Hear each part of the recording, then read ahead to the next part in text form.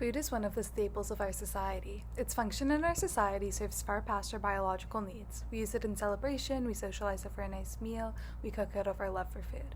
When looking at what people eat across the world, there are massive differences between what one would eat in China and what one would eat in Iceland. These differences in diets are caused by a plethora of factors. This video will evaluate how socioeconomic status, culture, and environmental concerns affect diets, and how these factors are reflected in different media outlets as they report on current and future events. Media sources vary from television ads to the newest article online. To date, they are so widespread that they are a significant influence in our lifestyle. The section using America as a model for developed countries will examine how the media plays a role in our diet in developed countries and discuss its future. The biggest stereotype about American food culture is its overly big and fat diet. Because of this, almost 35% of adults in the US are obese. In addition, portions in the United States are bigger than anywhere else. However, a new trend seems to be rising, the vegan wave. This new plant-based diet has seen a major increase of 300% in the last 15 years. The trend can be mostly seen among millennials, as they are often more open to new ideas and trends. In order to promote these diets, different kinds of media outlets are used. As the standard American diet is the most deeply rooted in the American food culture, more traditional media outlets are used in order to promote it. For example, big companies such as McDonald's use commercials such as TV ads or ads on the street to attract customers. However, they are primed to motivate the watcher to crave for ultra-processed food. While fast food mainly use traditional media as methods of advertisement, the new plant-based diets use social media because new vegan companies often don't have the funds for a huge advertisement like national TV.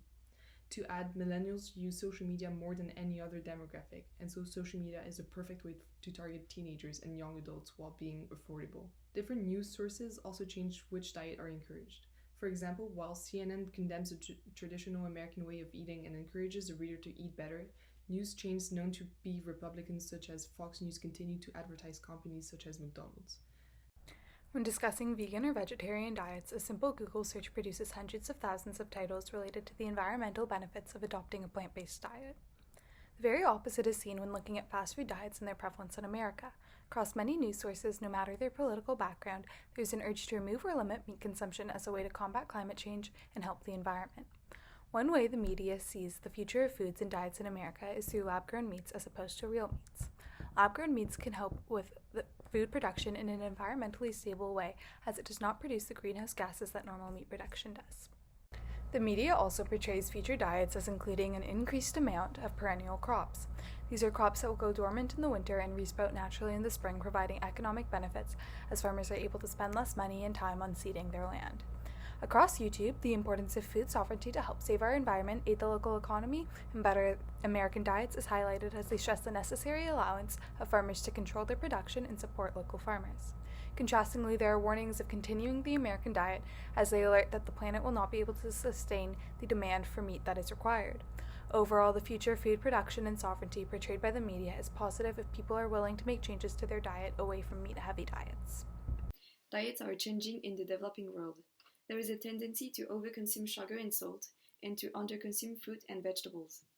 Nutritional transition is the term used to describe the progressive westernization of the diet, characterized in particular by a marked increase in the consumption of animal fats and industrial foods throughout the world due to an increasingly sedentary lifestyle.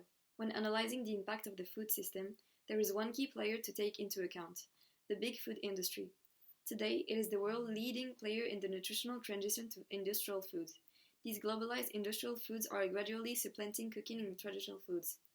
Many of these industrial foods and beverages are what's now called food-like substances, and their power of attraction on young people and city dwellers is undeniable. These products are inseparable from Western-style fast food, which is gaining ground around the world. This trend is resulting in profound changes in consumption patterns in low and middle-income countries. How can we explain the popularity of these globalized industrial foods? Part of the answer lies in the highly effective advertising that accompanies these products.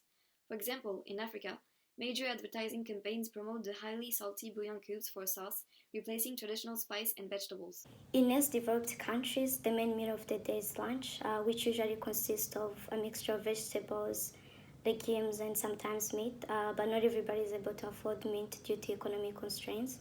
As such, these people believe that their countries are the most plant-based eating places on the planet. However, with recent development in advertisement.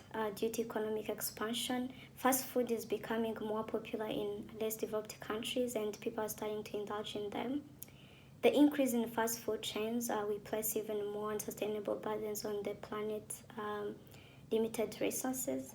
Nevertheless, these media outlets that advertise about fast food are also promoting veganism, which is believed to be the single biggest way to reduce environmental impacts on the planet.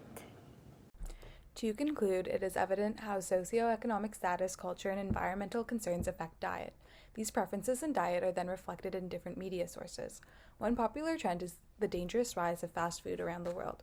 Despite the health and environmental concerns fast and processed food entails, people from both developed and underdeveloped countries are falling for its great taste and low cost. It is advertised mainly through traditional media such as television. Veganism emerged as a new diet aimed at eliminating animal products to address the downsides of the fast food diet. Vegan companies tend to promote through social media where a majority of their market is. Given the influence different media sources have on our preferences, we as consumers must make the effort to be as informed as possible and use our critical thinking to make decisions for ourselves.